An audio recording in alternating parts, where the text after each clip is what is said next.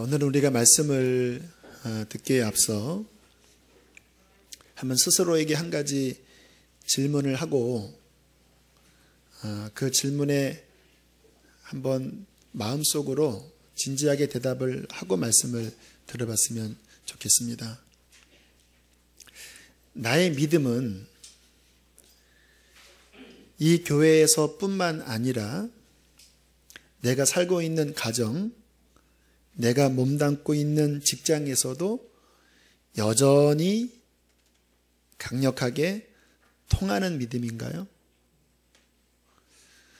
물론 yes, no로 대답을 하기 좀 애매할 수도 있을 것 같아요. 통하긴 통하지만 어느 정도 또 통하는지도 또 다 다를 수 있을 테니까요. 한 분이 직장을 몇십 년 다니면서도 자신이 신앙인이라고 한 번도 이야기를 안 했다라는 거예요. 아마 남성분들이 직장에서 그 크리스찬이라고 드러내는 것이 아무래도 불이익이 많겠죠. 이분이 이제 교회에서 성가대도 하시는 분인데 이제 전날 성가 연습을 많이 해서 찬양이 마음속에 울렸겠죠. 아침에 화장실에서 용변을 보면서 찬양을 흥얼거리는데 그 옆에 있는 부하 직원이 듣다가 아니 부장님 교회 다니셨어요? 나 성가대도 해. 나도 교회 다니는데요. 이게 한 15년 만에 처음으로 하는 본인의 신앙에 대한 이야기였다고 합니다. 우리의 믿음이 진짜라면 종교 생활로 주일날 예배를 그냥 드리는 것으로 만족하는 정도라면 교회 나가면 굳이 내가 크리스찬이라는 것을 드러낼 마음이 없겠죠. 그러나 정말 진짜 내가 거듭난 크리스찬이라고 한다면요, 내가 믿는 신앙은 교회 안에서도 이 문 밖에서 세상 한가운데서도 우리의 집안에서도 우리의 직장에서도 내가 만나는 모든 사람 가운데서도 예수는 주인이십니다. 만약에 우리의 믿음이 이 교회의 문턱을 넘어서면 급격히 약해진다고 한다면 이거는 굉장히 심각한 문제입니다. 우리 김아중 지금은 은퇴하셨지만 이 하나님의 대사라는 책으로 유명한 분이시죠. 주중대사를 한 6년간 하셨는데 이분이 대통령 의전 비서관 시절이었을 때입니다. 주일에 이분이 이제 온누리교회 다니시는데 장로님이십니다. 예배 드리러 가는데 급하게 대통령의 호출을 받은 거예요. 어떻게 해야 됩니까? 그래서 내가 예배 다 드리고 난 다음에 찾아뵐 테니까 지금은 못 갑니다. 그리고 교회로 온 거예요. 쉽지 않죠. 대통령이 불렀는데 마음속에 부담이 있었고 예배 내내 굉장히 마음이 껄끄러웠지만 그래도 하나님 이것 때문에 내가 불이익을 당하면 그냥 당하겠습니다. 그리고 예배 끝나자마자 청와대로 들어가는데 문 앞에서 김중건 비서실장을 만났대요. 이분도 장로님이시거든요. 딱 보자마자 자네도 그러더래요. 서로 이제 통하는 거죠. 김중건 비서실장도 예배 드리는데 대통령 호출이 왔습니다. 전화가 오길래 예배 중입니다 하고 끊었대요. 그리고 둘이 이제 집무실에 들어갔더니 대통령이 좀 불편한 모습으로 이렇게 쳐다보시면서 뭐 때문에 늦었나? 예배 드렸습니다. 예배 때문에 늦었습니다. 참 기가 차잖아요. 한참을 들으시더니 이렇게 이야기를 하더래요. 나랑은 비교할 수 없는 높은 분이 자네들을 불렀는데 나 같은 자가 그 시간에 호출하다니 알겠네. 앞으로는 주일에는 당신들을 호출하지 않을 테니까 예배드리도록 하게나. 오히려 이 일을 통하여 두 분에 대한 신뢰가 더 견고해졌다라는 이야기를 하시더라고요. 이 세상 한가운데서 내가 예수님을 주인으로 모시기 때문에 예배하러 가야 합니다. 나는 그것을 못합니다. 나는 이렇게 해야 합니다. 라고 내 신앙을 이 교회 안에서 내 삶의 현장으로 끌어들이는 것이 분명히 쉽지 않아요. 그러나 그것은 중요한 일입니다. 한 공무원이 크리스찬인데 제가 극동방송에서 이 간증을 잠깐 들었을 때 굉장히 흥분됐습니다. 별거 아닌 이야기일 수 있어요. 이분이 공무원인데 이제 뭐 지금은 많이 덜하지만 뭐 아직 이러한 일들이 있는 것 같아요. 얘기 들어보면 청탁이 들어오고 어떤 부조리한 요청이 들어올 때 이분은 이렇게 대답을 한다고 합니다. 나는 크리스천이기 때문에 그거 안 합니다. 짧은 한마디지만 굉장한 압력을 받는 이야기예요. 왜냐하면 그 말 때문에 본인의 이익이 감소될 수도 있고 그 고백 때문에 본인의 위치에서 어떤 어려움이 올 수 있지만 나는 크리스천이기 때문에 그것 안 합니다. 라고 이야기를 한다라는 거예요. 제가 성남에 있을 때 우리 기업하시는 장로님의 간증에 참 은혜 받았습니다. 이분은 이제 다리 보수공사 시공하는 그 건설 계통에 일하시는 분이신데 이게 이제 주로 이제 공무원 계통에서 하도급을 받아야지 다리 뭐 재건축이나 그 건축에 들어가잖아요. 그런데 그쪽 관행이 이 로비를 하지 않으면 일이 안 오는 거예요. 그런데 이번에 장로님이시니까 내가 부조리한 일을 하지 않고 하나님께 기도하고 그리고 실력으로 승부하겠다. 그러면서 하나님이 지혜를 주셔서 특허 기술도 몇 개를 땄는데 그 특허 기술은요, 동일한 그 보수공사에 정말 돈이 한참 떨어지는 별로 돈 들지 않고 공사를 할 수 있는 그 특허 기술을 이분이 가진 거예요. 그러니까 객관적으로 이분한테 일이 떨어지면 그 단가가 낮아지니까 줘야 되잖아요. 그런데 이거를 안 주니까 안 준다라는 겁니다. 그래서 시청이나 이런 데를 쫓아다니면서 계속 본인의 특허와 기술력을 계속 홍보하는 일들을 했다고 합니다. 어느 날 국세청에서 그 기업에 세무감사한다고 들어왔대요. 그래서 왜 들어왔나 봤더니 이분의 차량 넘버가 CCTV에 하도 많이 찍히니까 이거는 뭔가 지금 로비하는구나. 그래서 표적수사 들어온 거예요. 이분은 그렇게 한 것이 아니라 정직한 경영을 위한 노력이었거든요. 그때 주변에 있는 많은 그 기업가들이 이제 그 기업 망했다.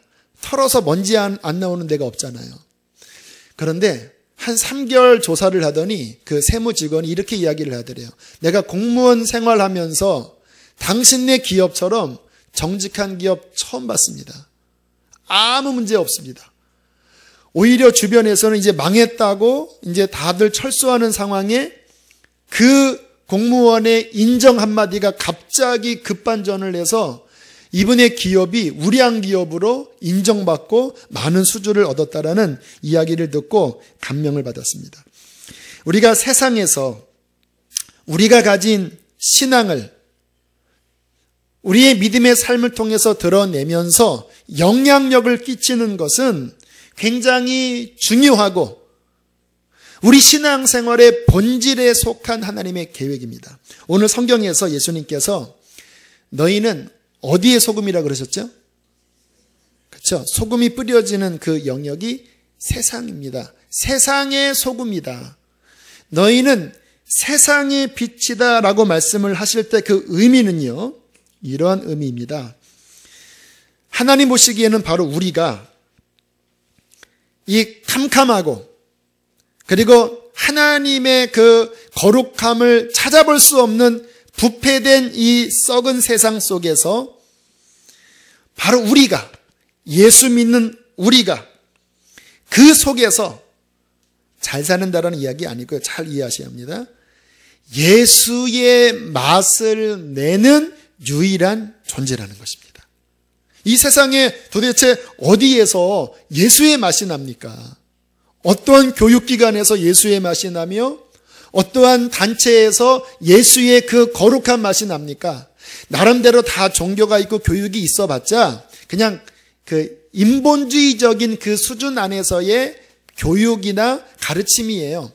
근데 오늘 주님께서 소금이라고 하는 의미, 빛이라고 하는 의미는 뭐냐면 이 세상에서 하나님을 잃어버린 캄캄한 세상에서 이 나의 맛, 예수의 맛, 그 하나님의 영향력을 끼치는 존재는 바로 너희, 나를 믿는 너희라고 말씀을 하고 있는 것입니다. 이 말씀이 오늘 우리의 깊은 마음속에 부딪히게 되길 원합니다. 잭 에커드라는 분은 미국에서 약국을 경영하는 분이신데 한 개의 점포가 아니라 꽤 다량의 점포를 운영하는 약국 경영자였습니다. 이분이 교회를 다니기 시작했고 예수님을 만났는데 오늘 말씀에 걸린 거예요. 너희는 세상의 빛이요 소금이다.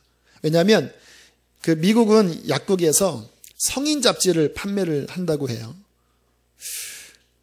본인이 너희는 세상의 소금이다, 빛이다. 이 말씀을 가지고 약국에 걸려있는 그 잡지를 보니까 이러한 생각이 들었대요.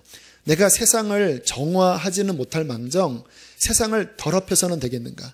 그래서 본인 그 약국 점포 사장들에게 그 잡지 치우라고 그랬대요.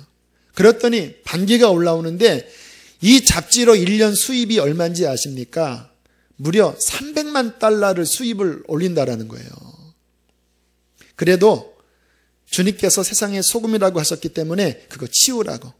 그래서 300만 달러의 그 이득을 포기했는데 무슨 일이 벌어졌냐면 그게 다른 약국에게 영향을 끼쳤다고 그래요. 그래, 우리 약국도 그 잡지 치웁시다. 그거 조금 손해보더라도 그거 좋지 않습니다. 치웁시다. 이게 미국 사회에서 그 성인 잡지 치우는 운동으로 번지기 시작했고요. 하나님이 그 잭 에커드를 축복하셔서 에커드 드럭이라고 하는 미국 그 약국 경영 회사 가운데 2위 1700개의 점포를 경영하는 그 위치까지 하나님께서 높이셨다라는 거예요. 주님께서 우리에게 세상의 소금이다, 세상의 빛이다. 이 말씀을 누군가는 부딪혀서 그 역할을 해주는 자를 하나님께서는 이 시간도 찾으신다라고 믿습니다. 어떤 분들은 설마 나 같은 자가 무슨 세상의 빛이야. 자신의 모습을 보면 세상의 소금이다, 빛이다라고 하시는 이 말씀이 좀 부담스럽잖아요. 근데 가만히 말씀을 보면요. 너희는 세상에서 빛이 되어라, 소금이 되어라 라고 말씀하지 않고 과거형으로 그냥 완료형입니다. 빛이다, 소금이다. 이 우리의 정체성을 그렇게 이미 규정해 버리셨어요. 여기에 중요한 의미가 있습니다. 이 말씀의 의미는요, 이것을 가리킵니다. 우리가 정말 거듭나고 예수님을 만났다고 한다면 우리가 세상 사람과 다른 점이 하나 있습니다. 우리가 세상 사람과 똑같아요. 예수님 믿는다고 해서 얼굴이 더 잘생겨지거나 머리가 더 좋아지거나 하지 않아요. 그냥 똑같아요. 그러나 하나가 달라요. 그 하나 다른 것은 엄청나게 다른 겁니다. 그것이 뭐냐면 예수를 믿는 자의 속에는 예수 그리스도께서 살아계십니다. 우리 안에 100년 지나면 죽을 육신의 생명만 있는 것이 아니라 우리 안에 예수 그리스도의 생명이 거하고 계셔요. 눈을 열어 보십시오. 여러분 안에 살고 계신 예수 그리스도를 보세요. 여러분 안에 거하고 있는 예수의 생명을 보세요. 그 생명은 작은 생명이 아닙니다.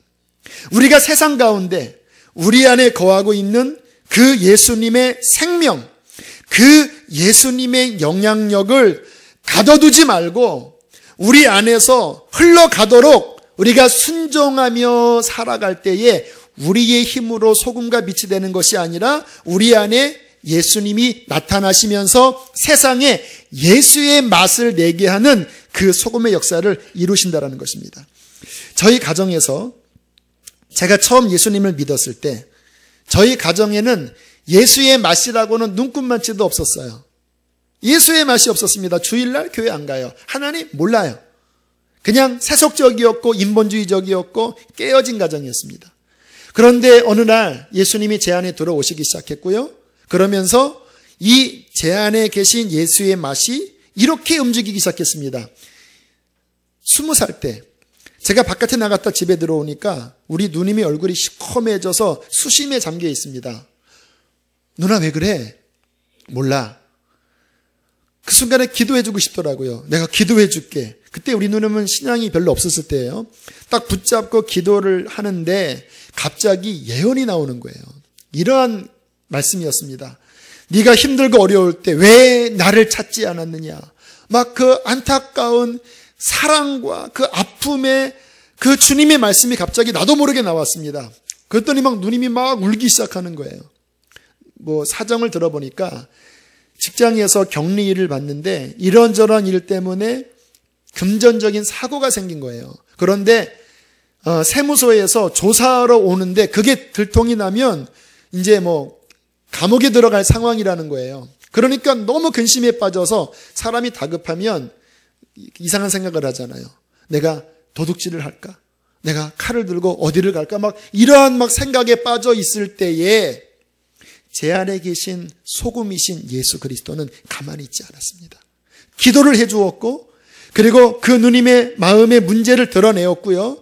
그 다음부터 한 6개월간 가정 예배를 드리는데요. 기가 막히게 기도하면 내일 그 세무서에서 조사 나올 것이 또 다음 주로 미뤄지고 한 주 미뤄지면서 문제된 것들이 조금씩 정리되는데 하나님이 한 번에 해결 안 해주시더라고요. 왜? 한 번에 해결하면 보나마나 또 신앙이 넘어지니까 6개월간을 영적으로 세워가면서 그 문제를 풀어가시는데 나중에는 우리 누님이 성령 세례 받으면서 신앙이 견고하게 서지면서 이 문제가 풀어지더라고요. 지금도 우리 누님은 저의 귀한 믿음의 동역자입니다. 토요일마다 산에 올라가서 기도하시고, 그리고 20대 때 제가 교회에서 40일간 작정 기도를 하는데 우리 어머님이 근처에 있는 교회에 부흥회 친구 따라 가셨다가 성령을 받고 회심하는 일들이 벌어지기 시작했고요.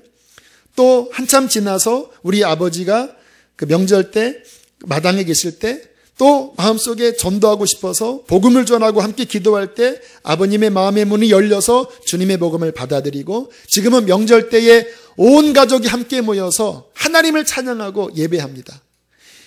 30년 전에는 안 그랬어요. 예수의 맛이 안 났어요. 어두웠고 세속적이었습니다.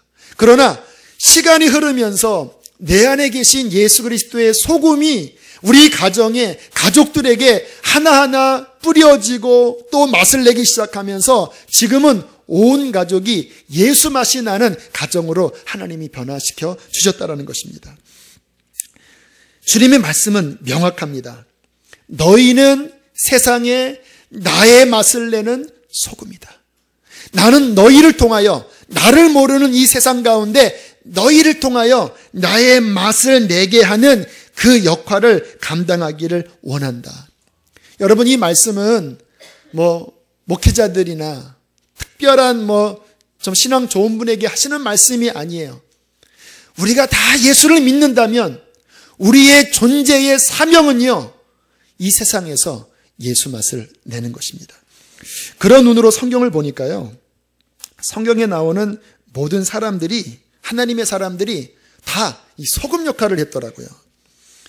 아브라함이 하나님을 저처럼 만나서 하나님을 전혀 모르는 이방 땅 가나안에 이제 믿음으로 들어갔죠. 그 당시에 가나안은 우상 숭배 아주 덩어리들이었습니다. 그 가운데 아브라함 혼자 하나님을 믿었어요. 처음에는 그 지역 주민들이 아마 아브라함을 유심히 봤던 것 같아요. 쟤는 누구냐? 왜 가족들을 끌고 와서 왜 저러냐? 그런데 보니까 하나님이 아니면 설명될 수 없는 일이 벌어지는 거예요. 그 당시에 그 강대국이었던 소돔, 그 다음에 고모라, 또 몇 나라들의 연합군 전쟁이 벌어지다가 소돔이 지잖아요. 그때 롯이 잡혀 들어가잖아요. 아브라함이 어떻게 합니까? 집에서 길린 318명의 가신들을 데리고 가서 그 연합군의 강력한 군대를 쳐서 무찔러 버립니다. 인간적으로 해석이 안 되는 거예요. 어떻게 저 상황에서 아브라함이 이겼지? 위기마다 쟤 망하겠다. 그런데 다시 오뚜기처럼 서면서 그들이 아브라함을 바라볼 때 느꼈던 결론은 뭐냐면 하나님이 저와 함께 하시는구나. 창세기 21장에 그렇게 이야기를 합니다. 네가 무슨 일을 하든지 하나님이 너와 함께 계시도다. 불신자들한테 듣는 말이에요. 왜 들었을까요? 아브라함 속에 있었던 하나님의 빛이, 아브라함 속에 있었던 하나님의 그 맛이 그냥 본인의 가는 곳에 흘러나간 거예요. 무슨 일을 하든지 하나님이 너와 함께 하시는 것이 보인다. 그 아들 이삭 때에도요, 창세기 26장에 보면 아비멜렉이라는 왕이 이삭에게 이렇게 똑같은 이야기를 합니다. 여호와께서 너와 함께 계심을 우리가 분명히 보았으므로 우리와 너 사이에 맹세하여 계약 맺자. 너 보통 인물이 아닌 것을 내가 안다. 왜? 너는 하나님의 사람이다. 그러니까 우리 서로 해하지 않기로 언약하자. 창세기 41장에 요셉도 같은 이야기를 듭니다. 바로가 그의 신하들에게 이르되 이와 같이 하나님의 영에 감동된 사람을 우리가 어찌 찾을 수 있으리요. 하나같이 불신자들, 세상 지도자들의 입을 통하여 하나님의 사람의 모습 속에서 발견되는 하나님을 그 입을 열어서 이야기하고 있는 거예요. 여러분에게 질문해 보겠습니다. 주변 사람들이 여러분들을 보고 나는 하나님을 안 믿지만 너를 보니까 하나님이 계신 것 같아. 그 이야기를 자주 들으시나요? 저는 그 이야기를 들었습니다. 너를 보면 하나님이 계신 것 같아. 가족에게도 들었고요. 주변 사람들한테 들었어요. 왜냐하면 저의 삶에 하나님이 아니면 설명될 하나님의 일들이 일어나거든요. 이 일은 당연한 일이죠. 하나님과 동행하는데 어떻게 하나님의 일이 안 나타날 수가 있겠습니까? 아까 김하중 대사 이야기를 했는데 이분은 정말 보배 같은 분입니다. 그 바쁜 대사 일을 하면서도 하루에 7시간 기도하세요. 중국에서 주중대사 굉장히 민감한 시기입니다. 그때 막 탈북자들 넘어오고 이분이 정말 하나님의 대사가 되어서 알게 모르게 많은 탈북자들을 한국으로 이렇게 오게 하는 역할을 했고 이 중국과의 수교 역할에 굉장한 가교 역할을 했다고 그러더라고요. 근데 이분의 특이한 점이 뭐냐면 하루에 7시간 기도하니까 하나님의 음성이 굉장히 명확하게 들리시는 분이세요. 그래서 예를 들어서 오늘 어떤 누군가를 만나고 하면 미리 기도한대요. 그러면 하나님이 그 사람이 교회를 다니든 안 다니든 그 사람을 향한 하나님의 어떤 예언적인 말씀을 주셔서 그거를 기도문으로 적는데요. 어느 날도 한국에서 고위간직이 왔는데 주님께서 그러한 마음을 주시더래요. 지금 이 사람이 높은 위치에 있지만 마치 칼날 위에 있는 것처럼 위험하다. 그래서 밥 먹다가 당신 지금 높은 위치에 있지만 마치 칼날 위에 있는 것처럼 마음이 근심이 많지요. 그랬더니 갑자기 어떻게 하냐고. 나를 향한 공격이 많다고. 그래서 하나님이 가르쳐 주셨다. 당신 기도하셔야 한다. 알고 보니까 어릴 때 교회를 다니다가 무슨 사건 때문에 교회를 안 다니는 분이래요. 당신 기도해야 한다. 뭐 대사에게 본인의 상황을 정확히 들으니까 알았다고 기도하겠다고. 그런데 하나님이 계속 그분에 대한 생각을 나게 하셔서 중보기도를 하는데 기도를 안 하고 있더래요. 아니나 다를까 한국에서 매스컴이 터졌는데 그분이 결국은 감옥에 갇혔다라는 이야기를 들은 거예요. 편지를 썼답니다. 내가 당신을 위해서 기도하는데 기도가 너무 부족함을 느꼈다. 그래서 감옥에 갔지만 낙심하지 말라고. 그러면서 예레미야에 네가 칼날을 피할 것이라는 그 말씀을 적어주면서 하나님이 당신을 나오게 하실 거니까 낙심치 말라고. 결국은 나중에 잘 해결돼서 나온 다음에 김하중 대사에게 이제 내가 하나님께 신앙생활 잘하겠다고. 교인이 아닙니다. 교회를 다녔다가 안 나온 그분에게 이 김하중 대사의 삶 속에 나타나는 하나님의 영향력이 그렇게 끼쳤다라는 거예요. 주님이 여러분을 세상에 보내실 때 멀뚱멀뚱 15년 다니면서 내가 크리스찬임을 전혀 드러내지 않거나 저 사람은 교회는 다니지만 나랑 똑같아 하는 꽂아놓은 보릿자루처럼 그렇게 우리를 세우신 것이 아니라 이 세상 속에서 여러분들로 말미암아 하나님을 모르는 사람들이 하나님을 느낄 수 있는 예수 생명의 존재로 우리를 부르셨습니다. 눈을 뜨십시오. 눈을 떠서 본인의 정체성을 확실하게 인식을 하셔야 합니다. 하나님이 우리에게 바라시는 것은요, 세상 사람처럼 적당히 돈 벌고 사업 어느 정도 경영하고 그래서 우리 자녀들 잘 교육시키고 내 남은 여생 그래도 어렵지 않게 살고 그 수준에서 살도록 우리를 부르시지 않으셨습니다. 그 수준으로 만약에 지금 마음을 갖고 계신 분들이 있다면 회개하셔야 합니다.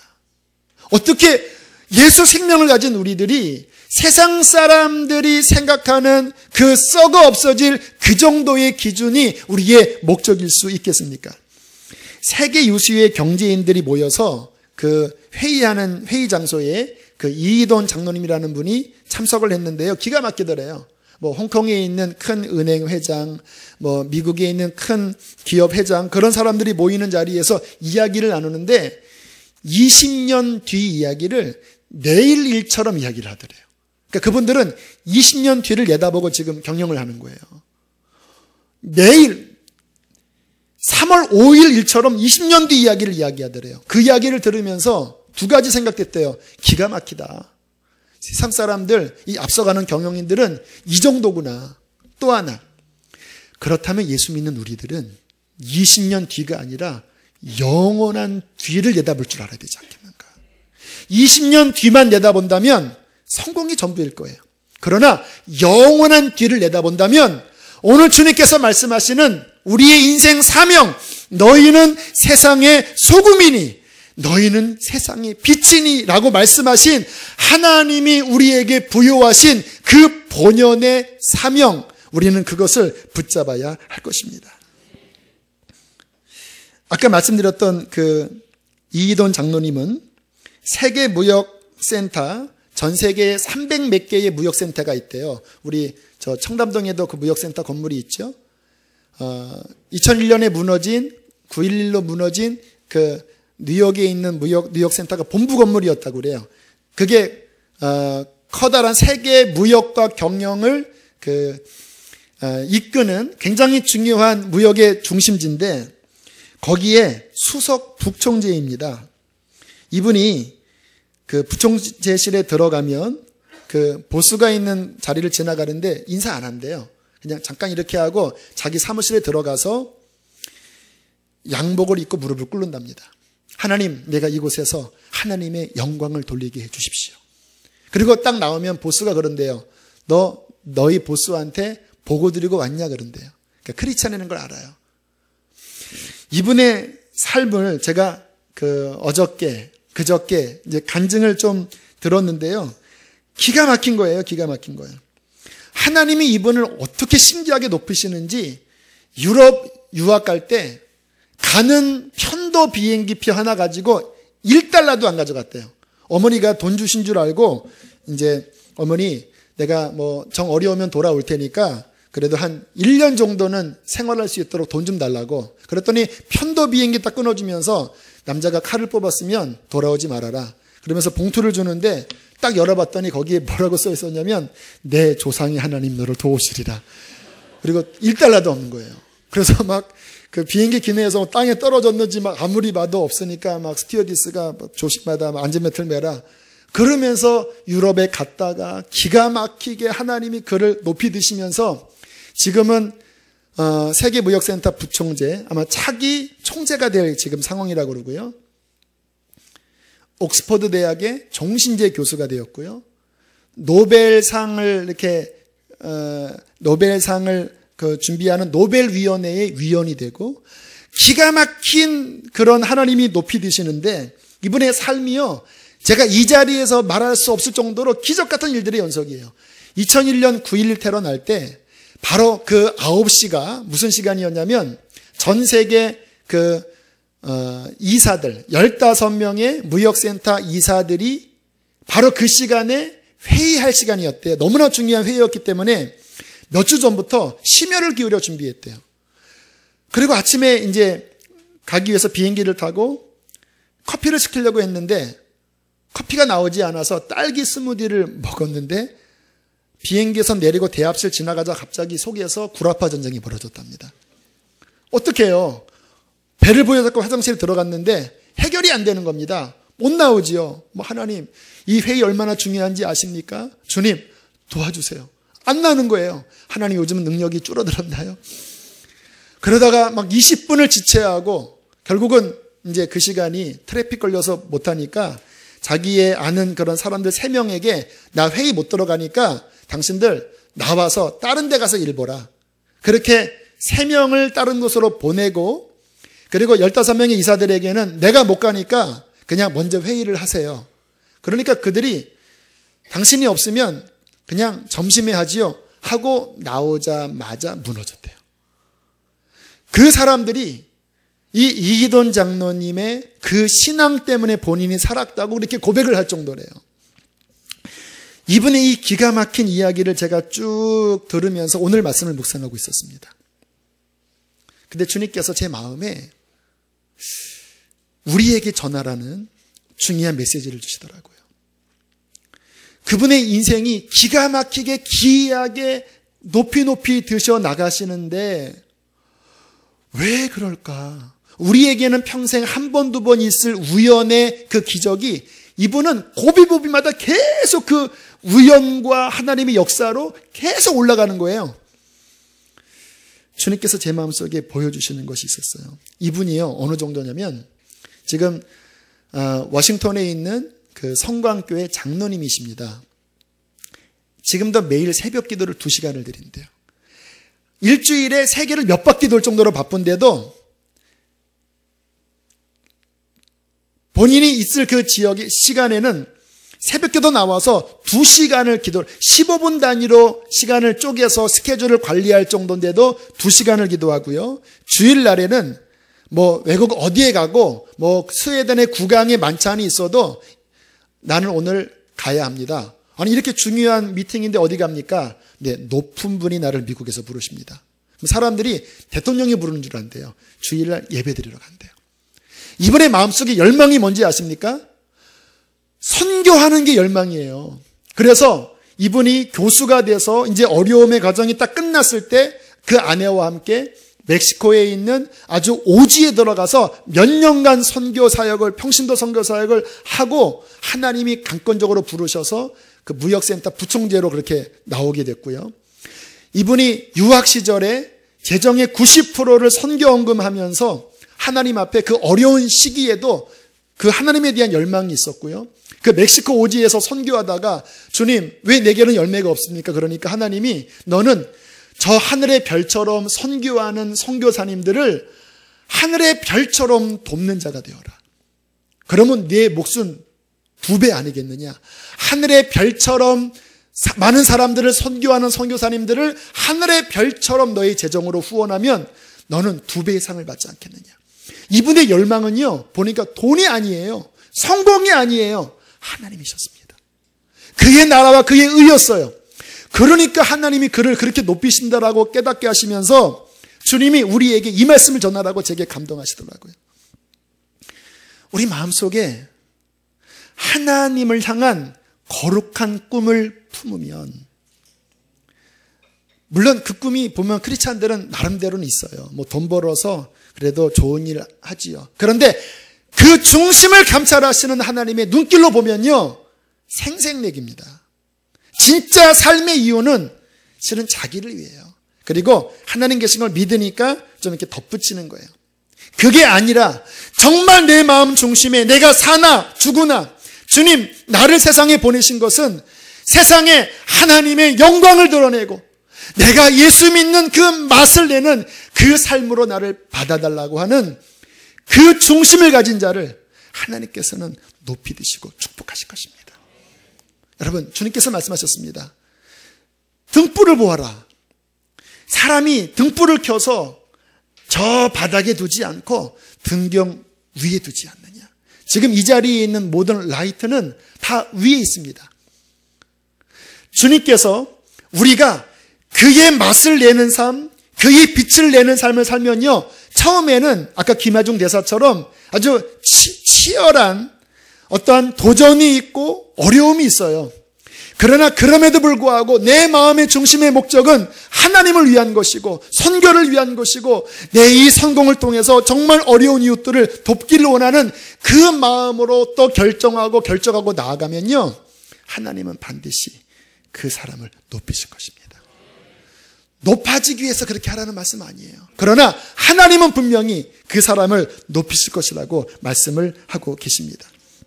저는 우리 사랑하는 정말 이곳에 지금 예배를 드리고 있는 모든 분들이 많은 경우 그냥 교회는 나오고 그리고 그냥 예배 한번 드리고 그리고 직장생활 하면서 조금 열심히 하면 조금 더 정도, 하지만 여전히 삶의 중심은 세상 사람과 별반 다를 것 없는 그러한 삶에서 이 말씀으로 여러분들 충격을 받으시고 정말 마음속에 하나님을 향한 거룩한 꿈을 품게 되기를 기도했습니다.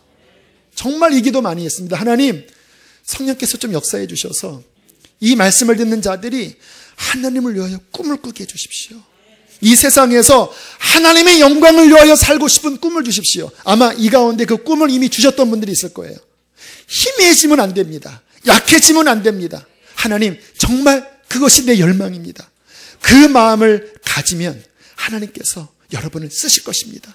주님은 경고하십니다. 소금이 만일 그 맛을 잃으면 내가 너희에게 그 위치를 주고 내가 너희에게 그 상황을 주었을 때 나는 네가 세상에서 소금이 되라고 했고 빛이 되라고 했는데 만일 그 일을 안 하면 무슨 일이 벌어진다고 그랬죠?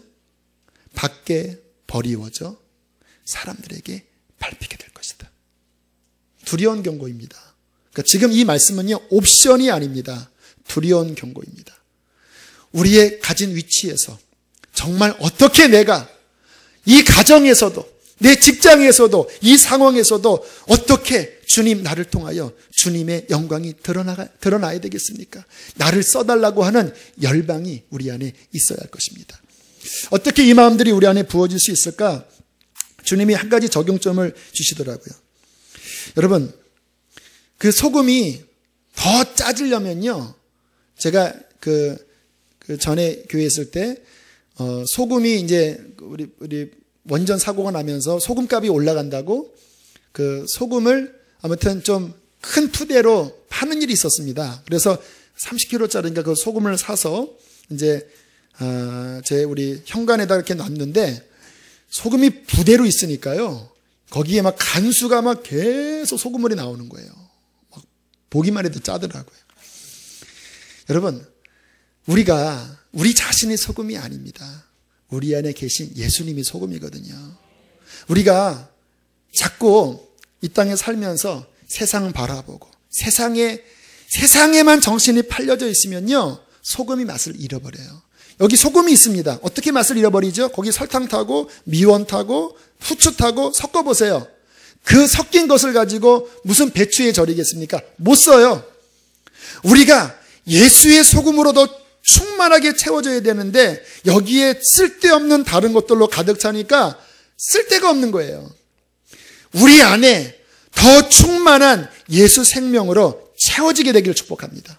그래서 주님, 가만히 생각해 보니까 제가 하는 역할은 이 소금 뿌리는 역할인 것 같아요. 주일날 또 예배 때 오면 아무튼 소금 왕창 이빠이 받아서 막 뿌리는 거예요. 그리고 여러분들이 이렇게 짜지면 그 짜진 것을 가지고 세상에 나가서 또 해야 되잖아요. 그러니까 어저께 주님이 새벽에 뭐 이상한 좀 꿈을 딱 꿨는데 딱 눈을 뜨니까 4시예요. 제가 주일날에는 5시에 일어나거든요. 1시간 일찍 일어났습니다. 아, 주님이 깨우시는구나. 부시시 일어나서 씻고 거실에 나와서 이 말씀 원고를 펴놓고 막 2시간 반, 하나님, 주님 역사해 주십시오. 내 말로는 안 됩니다. 주님, 성령께서 역사해 달라고. 한 2시간 지나니까 위에서 소금이 내려오더라, 그렇게. 그래서 막 뜨겁게 소금을 충만하게 받은 다음에 이 시간 소금을 뿌리고 있습니다. 여러분의 삶에서 그 이기돈 장로님처럼 매일 새벽 기도를 못 나오면 그래도 하나님 앞에 말씀을 읽는 시간, 내가 직장에 가면 무릎을 꿇고 하나님을 바라보는 시간, 예배하는 시간, 그 시간 속에서 하나님의 영향력들이 우리 안에 채워질 때에 저절로 우리 안에 예수의 맛은 흘러가게 될 것입니다. 그렇게 살면 하나님은요, 반드시 우리를 높이십니다. 그러한 꿈과 열망이 우리 안에 회복되기를 주의 이름으로 축복합니다. 함께 이 시간 찬양하고 기도하기를 원합니다. 주님, 내가 여기 있사오니 나를 받아달라라는 이 찬양을 드리기를 원하는데요. 아마 이 가운데 하나님이 그 거룩한 꿈을 예전에 기도할 때 주셨던 분들이 많이 계시는 것 같아요.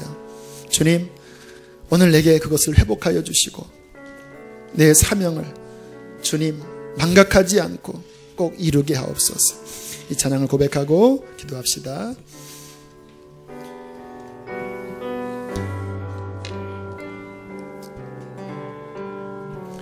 주님, 내가 여기 있사오니 나를 보내소서. 나의 맘 나의 몸 주께 드리오니 주 받으옵소서.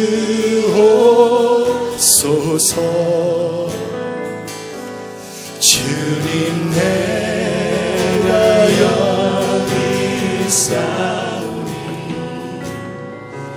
나를 써